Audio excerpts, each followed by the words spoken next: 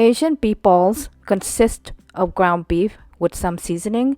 The seasoning ground beef has to be blended into very fine paste texture so we can shape it into bite-sized meatballs. These type of meatballs is very popular in pho, and also you can have it by itself if you deep fry them. It is one of the most well-known street food in Asia, like Cambodia. It is so good with this special sauce. And today I will show you how to make this Asian meatballs.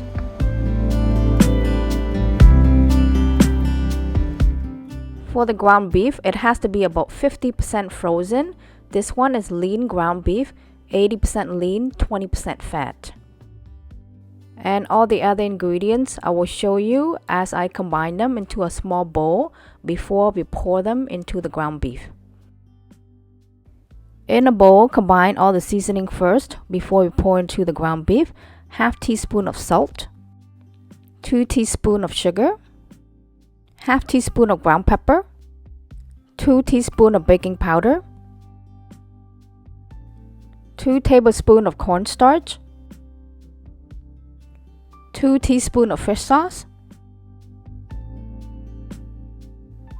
ice cold water 1 tablespoon, 2 ice cubes, unsalted garlic powder 1 teaspoon, chicken powder 1 teaspoon. Mix and combine all the ingredients well. After you mix and combine all the ingredients well, now you're going to add into this lean ground beef 50% frozen, 500 grams. I had a big package of ground beef, about 1 kilo, that I take out from the freezer and I leave it outside to defrost about 2 hours. With 1 kilo of the ground beef, I would make them into 2 batches. In my Ninja blender, there is 500 grams of lean ground beef, and after you're going to pour all the mixture in and you're going to blend it until you get a really fine paste. With my Ninja food processor, it takes me about 3 minutes to 3 minutes and a half to get that fine paste texture.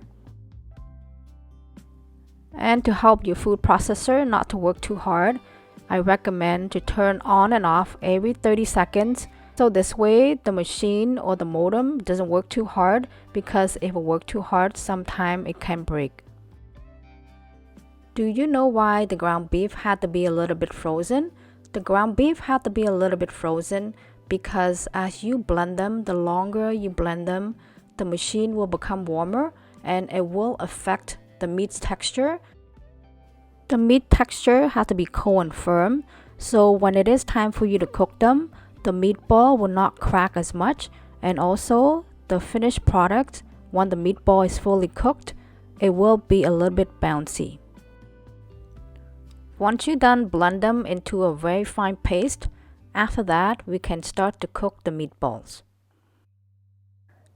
You will need 1 metal spoon. Soup spoon will work best. You also need very cold water. I just finished making the first batch, and the batch that I'm showing you is the second batch, so that is why the water is not clear.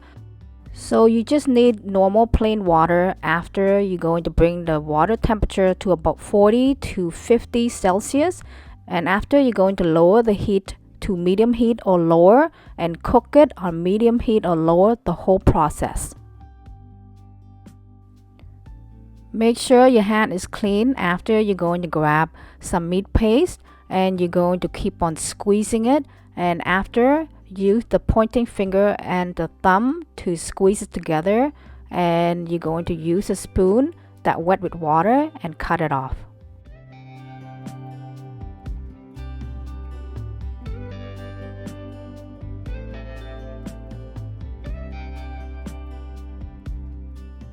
Within practice, you will get this guy. It is a long, tedious, sticky process, but you will get this as long you keep on doing it. And when I do it from beginning, it wasn't perfect either. Practice make it better, so the more you do it, the more you will get it. And don't grab too much like me. Just grab maybe a bit less than that. I like to grab too much sometime, and because I want to squeeze about 3 out and then grab the next batch. So if you are a beginner, just grab less making about 1 or 2 and then grab some more after.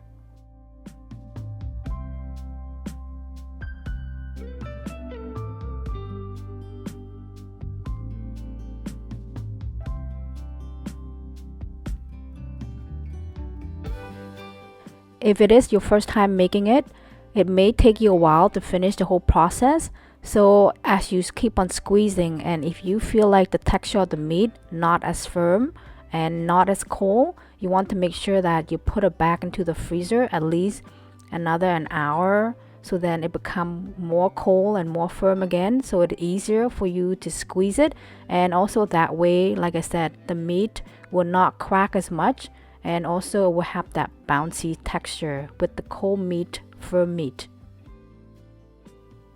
On medium heat, as you are doing it, as you are cooking the meatball, you'll notice the water may become too hot, and if it has become too hot, make sure to lower the heat to even lower than medium heat. So you don't want the water to be boiling while you're doing this whole process.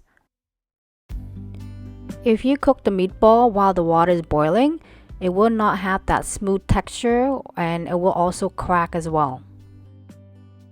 And for the last one, there's no way you can squeeze anything else out of that. You just kind of make it round and drop it in. That's it. After you drop in the last meatball, after that, you're going to turn the heat to medium heat, and you're going to cook it for 10 minutes. After, you're going to scoop them out and then put them into the ice cold water to stop the cooking process.